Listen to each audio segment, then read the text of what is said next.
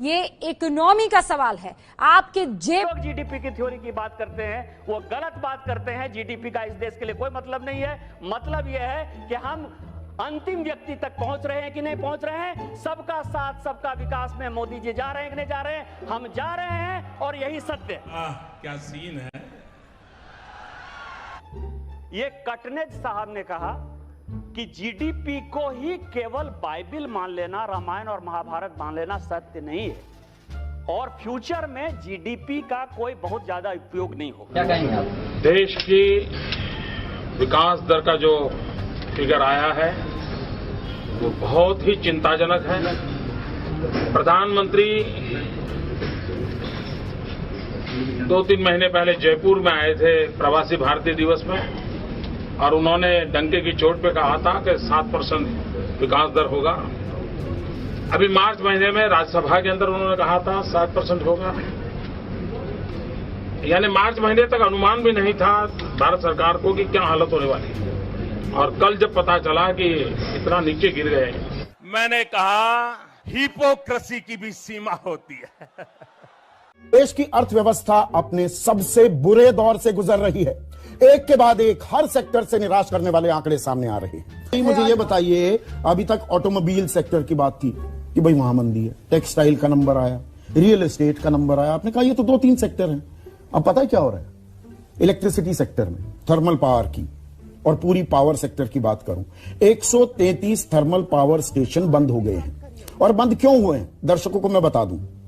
जो हमारी क्षमता है उत्पादन की वो है 3,63,370 मेगावाट और 7 नवंबर की फिगर कोट कर रहा हूं। हमारी मांग कितनी थी? 1,88,072 मेगावाट। आधे से भी कम बिजली उत्पादन कर सकते हैं, लेकिन उत्पादन की मांग नहीं है। थर्मल पावर प्लांट बंद पड़े हुए हैं, ठप हो गए।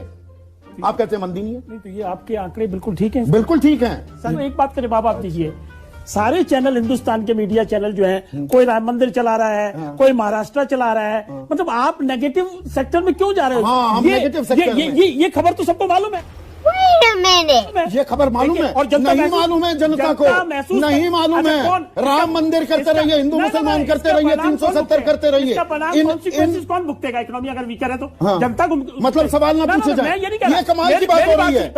वाह क्या सीन है, वाह क्या सीन है।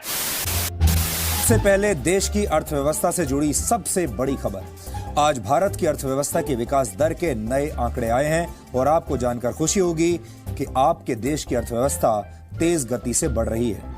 पहले ऐसी आशंका थी कि नोटबंदी और जीएसटी की वजह से देश की अर्थव्यवस्था की रफ्तार कम हो जाएगी, लेकिन ऐसा हुआ नहीं। और अगर हम टीवी की भाषा में कहें तो यह कहा जा सकता है कि आज भारत सरकार की टीआरपी बढ़ गई है, भारत की आर्थिक व्यवस्था की टीआरपी बढ़ गई है। सबसे पहले आपको जीडीपी के नए आंकड़ों की बड़ी बातें बताते हैं। इस साल जुलाई से सितंबर के क्वार्टर यानी तिमाही की जीडीपी ग्रोथ रेट यानी विकास दर 6.3% है, 6.3%। पिछले साल इसी क्वार्टर में जीडीपी की विकास दर 6.8% थी। इस हिसाब से पिछले साल की तुलना में इस बार जीडीपी ग्रोथ रेट कम रहा है। हालांकि सरकार के मुताबिक पिछले 5 क्वार्टर्स में पहली बार जीडीपी बढ़ा है। अरे कहना क्या चाहते हो? पूजा मेहरा की एक रिपोर्ट छपी है। ऐसी रिपोर्ट हिंदी के अखबारों और चैनलों में आप कभी नहीं देख पाएंगे, क्योंकि इस तरह की रिसर्च और रिपोर्ट करने की क्षमता नहीं है। चाटुकारिता से ही उन्हें फुर्सत नहीं मिलती है।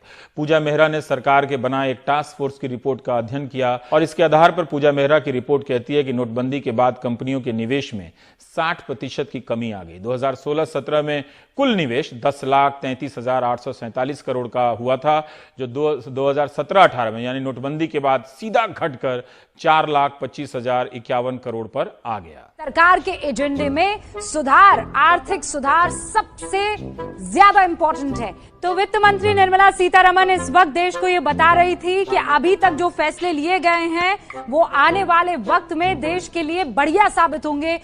क्या आज के ऐलान के बाद अर्थव्यवस्था पटरी पर आ जाएगी? सरकार ने पहले भी बैंकों को हजारों करोड़ रुपए दिए थे। कितना लोन कम हो जाएगा? आपकी ईएमआई में क्या 400 रुपए कम हो जाएंगे तो क्या आप लोन लेने लगेंगे? क्या लोन के लिए बैंकों के पास पैसे हैं, ये सब अब आने वाले समय में देखा जाएगा। टेक्सटाइल सेक्टर में भी रिफॉर्म हुआ था, आप याद कीजिए, मगर उसका लाभ नजर नहीं आया। पहले भी बैंकों को पैकेज दिए गए, उसका लाभ अभी तक नहीं दिखता नजर आ रहा है।